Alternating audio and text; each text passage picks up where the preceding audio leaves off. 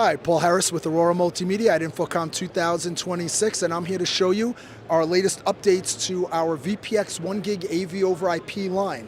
So in addition to our normal series that we've done over the years, we now updated our wall plate, so now it has an OLED screen built into it, so not only will it tell you what inputs you're on, it can give you the IP address information, makes it so much easier for serviceability and understanding what's going on in it. And we also reduced the size of the rear of it, so this way it will fit more easily into a back box. So beautiful Decora wall plate, comes in available in white or black. Now, we also introduced our latest box, which we added into it. It's our VPX-TC1 UCP. It'll be shipping the end of the summer.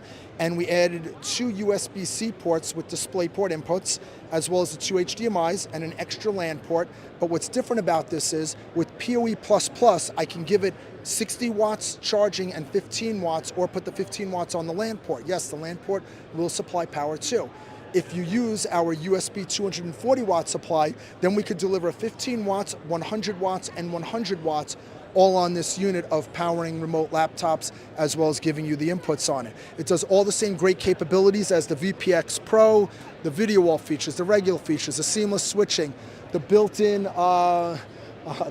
electronic programming guides, and yes, Auracast, which we're the only company doing Auracast on our systems for the AV over IP, and so much more. But reach out to us, we'll tell you all the finer details on it, but I figured I'd wet everybody's whistles with what I just showed you right now.